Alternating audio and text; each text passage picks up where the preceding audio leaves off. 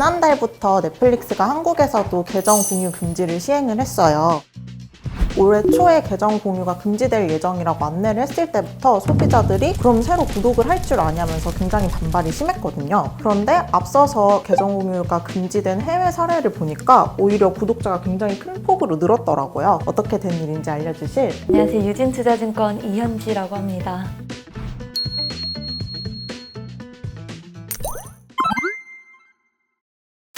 저도 지인들이랑 계정을 공유해서 쓰고 있었거든요. 지난달부터 그게 금지가 돼서 그럼 우리 이제 각자 갈 길 가자 이렇게 끝이 났어요. 저는 사실 다시 구독을 할 생각이 당분간은 없어요. 그렇게 자주 보지도 않는 걸 비싼 돈을 주고 굳이 구독을 해야 하나? 이런 생각이 들더라고요. 그런데 또 지난 10월에 발표된 넷플릭스 실적을 보니까 모든 사람이 저 같지는 않은 것 같더라고요.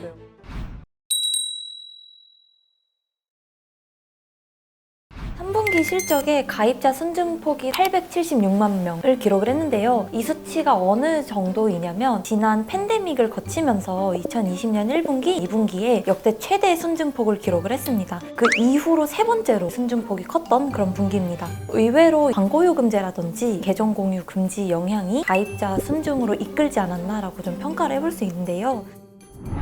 사람들은 왜 가격을 올려도 광고를 보고서라도 넷플릭스를 구독을 하는 걸까요? 결국은 볼만한 게 있으니까 돈을 내고서라도 구독을 하는 것 같아요. 핵심 킬러 콘텐츠라고 하는데 2021년 11월쯤에 오징어 게임이라고 하는 전 세계적으로 열풍이 있는 그런 콘텐츠를 시작으로 최근에 버글놀이라든지 마스크걸, 해외로 가면 뭐 더 크라운, 기묘한 이야기, 메가톤급의 콘텐츠들이 공개가 되면 사람들이 이거 재밌대, 입소문이 퍼지면 어쩔 수 없이 구독을 해볼까? 이렇게 되는 거거든요.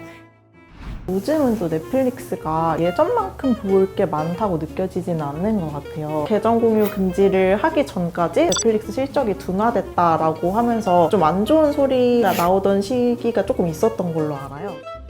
22년 1, 2분기에는 심지어 구독자가 처음으로 감소를 했습니다. 넷플릭스 보시면은 콘텐츠가 최근에 정말 볼 게 없다는 얘기를 많이 하시거든요. 콘텐츠 트렌드가 좀 많이 바뀌어가면서 그런 것 같아요.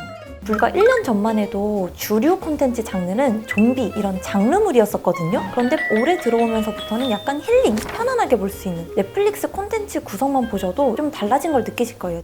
해마다 바뀌는 트렌드가 있는데 우리가 이제 장르물 너무 대작에만 익숙해져 있다 보니 지금은 생각보다 볼 게 없네? 일상물밖에 없네? 그리고 팬데믹을 거치면서 작품 제작이 많이 중단이 됐기도 했고 지연된 것도 있거든요. 이제 다시 넷플릭스에서 콘텐츠를 많이 만든다고 하니 내년은 볼만한 게 더 많아지지 않을까 내랍니다.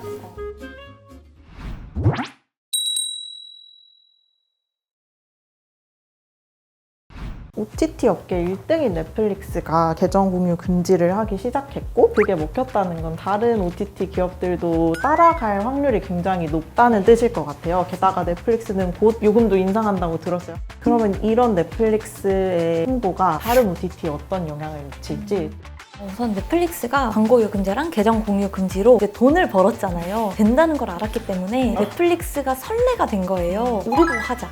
다른 OTT들에서 광고 요금제를 먼저 사용을 할 것 같아요. 디즈니 같은 경우도 광고 요금제를 이제 도입을 이미 미국은 작년부터 했었고 광고 요금제가 520만 명 정도 되거든요. 미국 내 신규 가입자의 절반 이상이 광고 요금제로 가입을 한다고 합니다. 그리고 계정 공유 단속도 디즈니도 넷플릭스 성과에 따라서 좀 더 공격적으로 할 수밖에 없거든요. 티빙 같은 경우 국내도 가입자 구독이 슬슬 정체가 되고 있는 시기이기 때문에 올해 12월부터는 신규 가입 고객 대상으로 금액을 올릴 예정입니다.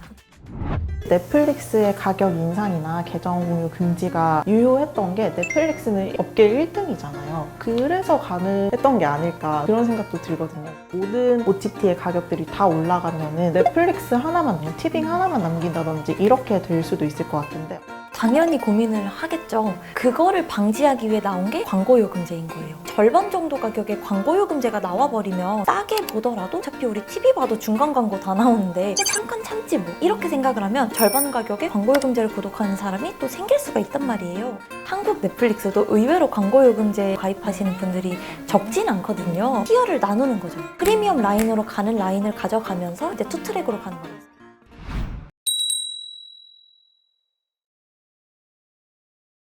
그 넷플릭스가 이렇게 가격을 자기 마음대로 올려도 되는 파워를 갖기까지 어떻게 성장을 해왔는지, OTT 플랫폼들도 많잖아요. 비교해서 넷플릭스는 어떤 평가를 받고 있는지도 궁금해요. 왜 넷플릭스가 잘 될 수밖에 없었냐면 로컬 콘텐츠 수급을 굉장히 공격적으로 했습니다. 디즈니라고 하는 회사가 한국에 진출했을 때 전략이랑 좀 비교를 해보면 초창기 디즈니가 생각보다 잘 되진 않았었어요. 왜냐하면 자기들이 가지고 있는 콘텐츠의 스피노프 버전만 공개를 하니까 우리가 볼 게 없는 거죠.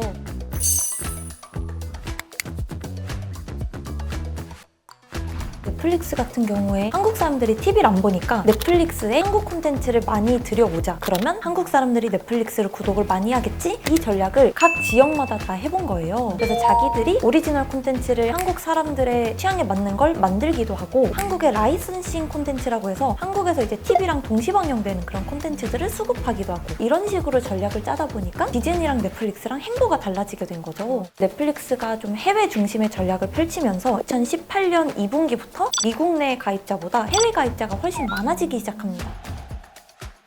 넷플릭스가 기존의 다른 영화 제작사라든지 아니면 국내 드라마 제작사랑 어떻게 다른 제작 방식을 가졌길래 넷플릭스만의 오리지널 콘텐츠 확보. 제작비를 예를 들어 100억이라고 하면은 100억 전체를 넷플릭스가 제작사한테 줍니다. 너희가 만든 콘텐츠 IP를 우리가 가져갈게. 대신 안전 마진으로 제작비 대비 10%, 20%의 마진을 줄게. 이런 방식의 계약을 맺는 거예요. 기존의 드라마들이 납품하는 방식은 드라마 제작사들이 제작의 총괄 IP를 가지고 있으면서 IP의 해외 방영권을 넷플릭스에 판매하는 라이선싱 계약으로 판매를 했었는데, 넷플릭스 입장에서는 독점으로 뭐 한 7년 가지고 있다 하더라도 그게 본인 콘텐츠가 아니기 때문에 또 계약 기간이 끝나면 이 콘텐츠를 재계약한다거나 이래야 된단 말이에요. 그래서 플랫폼으로만 있으면 안 되고 콘텐츠를 가지고 있어야 된다는 생각에 착안해서 만든 게 오리지널 콘텐츠. 그래서 오징어 게임 같은 경우가 국내 제작사들은 뭐 얼마 못 벌고 넷플릭스만 뭐 거의 1조 넘는 가치를 창출했다라고 하는 것도 IP에 대한 소유권이 넷플릭스가 가지고 있기 때문에 그래요. 그런 오리지널 콘텐츠를 만드는 제작 방식이 기존의 한국 제작사에서 만들던 거랑 퀄리티 차이가 날 수밖에 없는 구조인가요? 아무래도 비용 자체가 더 많이 들어가다 보니 한국에서 본 드라마들은 회당 제작비가 보통 한 10억 정도예요. 꽤 비싸죠. 그런데 넷플릭스 같은 경우는 오리지널 드라마를 만들 때 비용에 대한 제한이 없어요. 퀄리티만 있으면 얼마든지 돈을 주겠다. 그래서 오리지널 같은 경우는 싸게 만들어야 회당 10억이고요. 보통은 20억, 30억 이렇게까지 올라가거든요. 그러면 비용에 대한 고민이 없으니 제작사들이 하고 싶은 연출 방식 다 집어넣고 하고 싶은 장면들 다 집어넣고 돈을 내가 많이 써야 그 이상의 퀄리티 있는 작품을 만들고 그러면 돈을 더 끌어들일 수 있다라는 배경이어서 콘텐츠 제작비가 매년 굉장히 가파르게 늘었었어요. 그냥 투자를 하는 거죠. 한국이었으면 라이선싱 방식이었다면 제작비를 충당하려고 PPL이 많이 들어갔을 거예요. 여러분 앞으로 계속 넷플릭스를 구독하실 예정인지 궁금해요. 계정 공유 금지 정책에 대한 의견도 궁금하니까 댓글로 의견 남겨주시면 감사하겠습니다. 다음 시간에는 넷플릭스처럼 가격 인상 정책을 펼쳤지만 정반대의 결과를 내고 있는 영화 산업에 대해서 얘기를 나눠보도록 하겠습니다. 네, 감사합니다.